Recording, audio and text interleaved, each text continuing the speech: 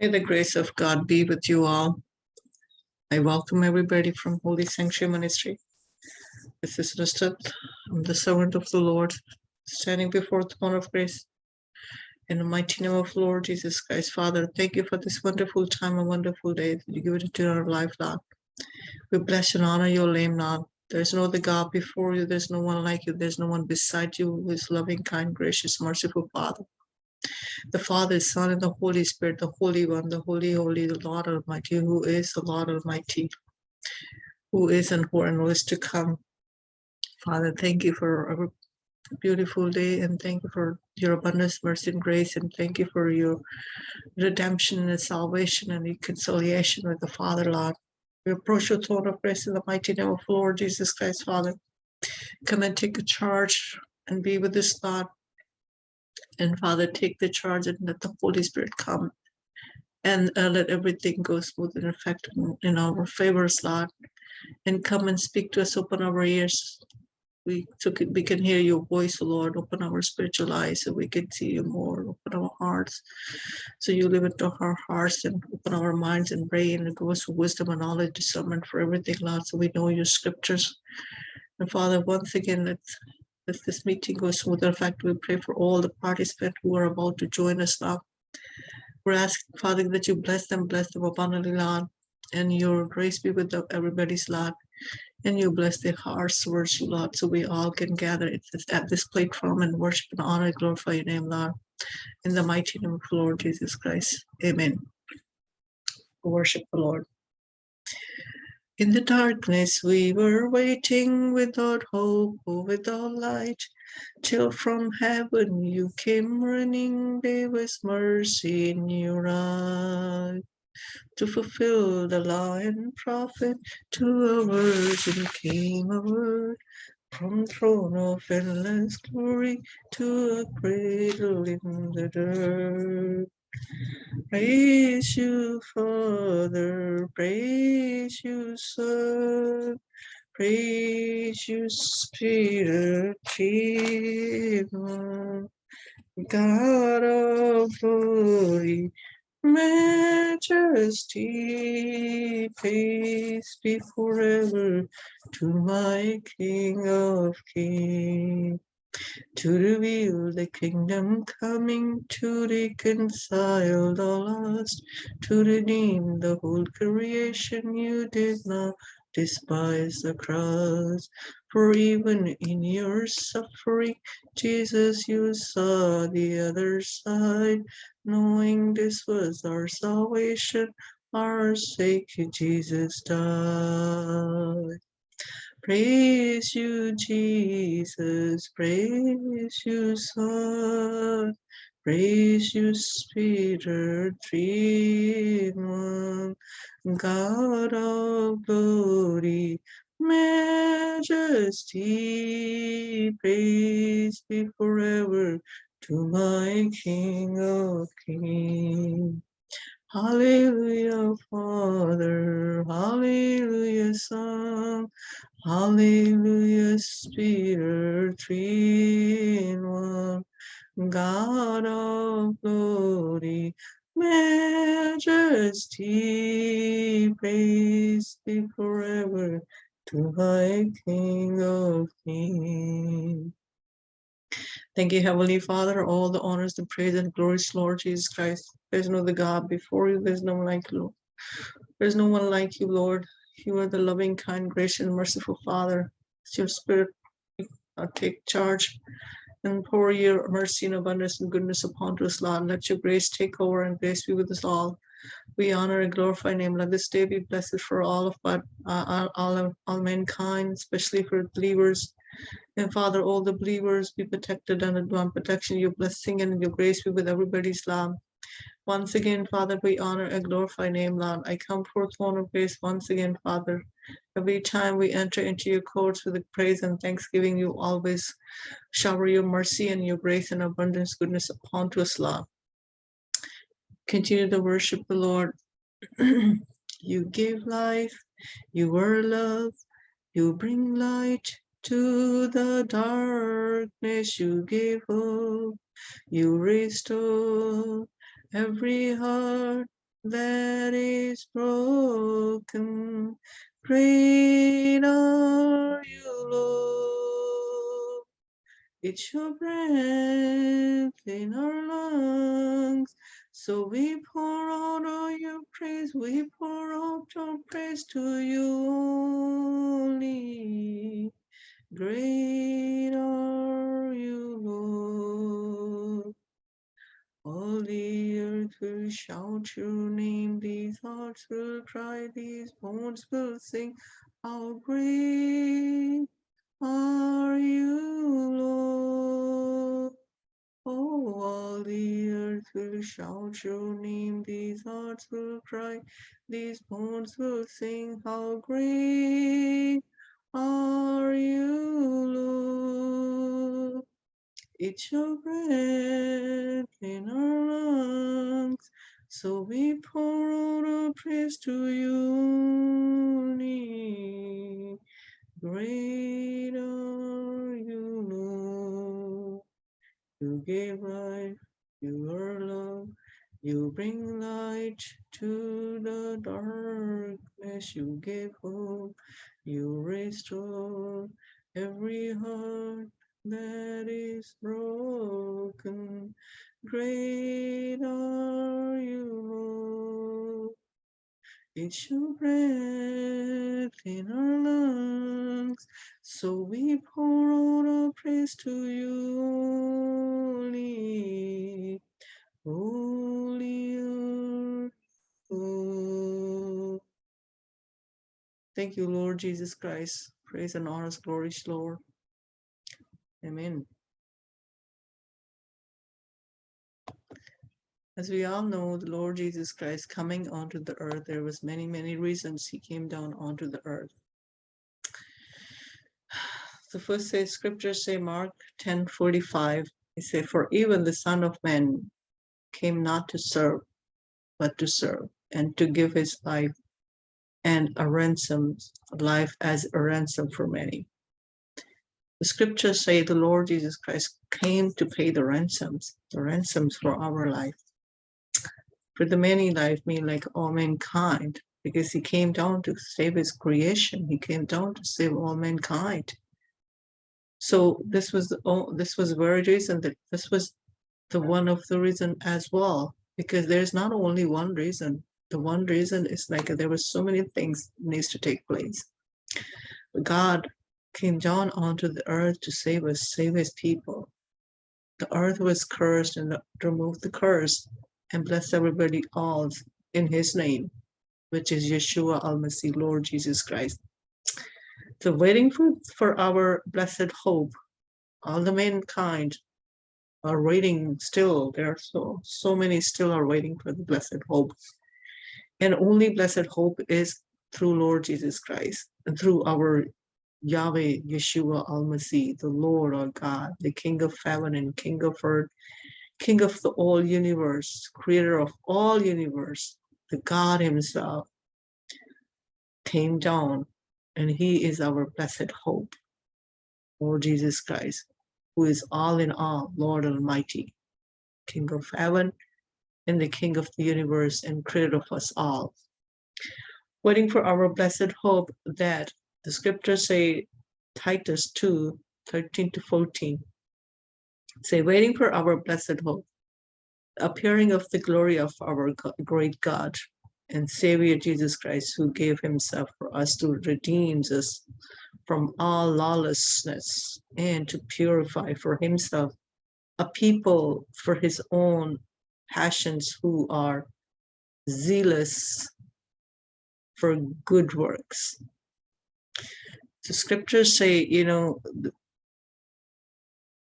the glory of God shone upon mankind through Lord Jesus Christ, through the Savior of us all, the Lord Jesus Christ, the Messiah, the King, the Redeemer, Creator, Almighty Father, the King of the heaven and earth and all universe, and who is Alpha and Omega, and who has everything in his control. So God came down to redeem us. He should not have done that. But why he's doing that? Because that is greater love.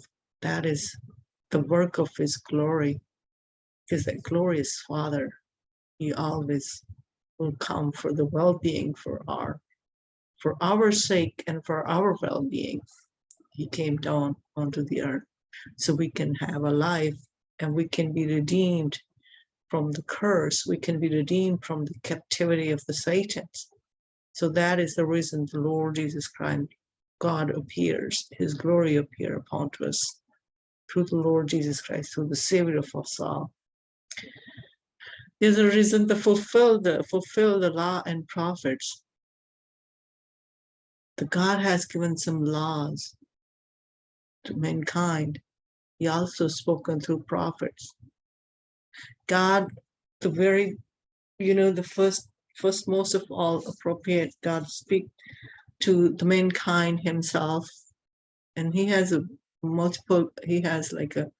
several, there's many communication method of the God. He can speak to anybody directly. He can speak through the people. He can show you the signs. And he, even through the Holy Spirit, he reveal unto you his plans too. So Jesus Christ coming down to fulfill the law and the law and the prophets, the prophecies about him was prophesied. So he came to fulfill that. As the scriptures say, Matthew 5:17, for truly I say to you, until heaven and earth pass away, not an iota, not a dot will pass from the law until all is accomplished. So he came to accomplish whatever was said for him through the prophets, came to fulfill all those law and prophets. He came down to show the sinners how much Father's in heaven loves us. He came to show us the love of the Fathers who is in heaven, how much he loves his children.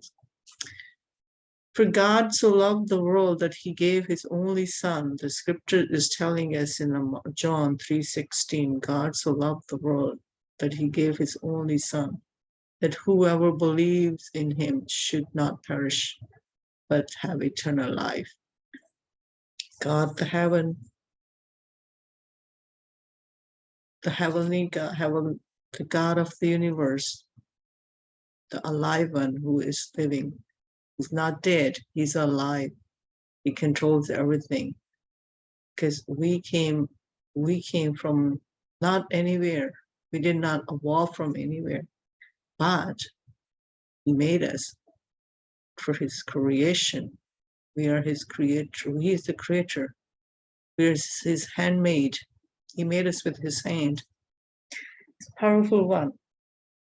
But he came down to save all. And he wants everybody to have life. Doesn't want anybody to be perished.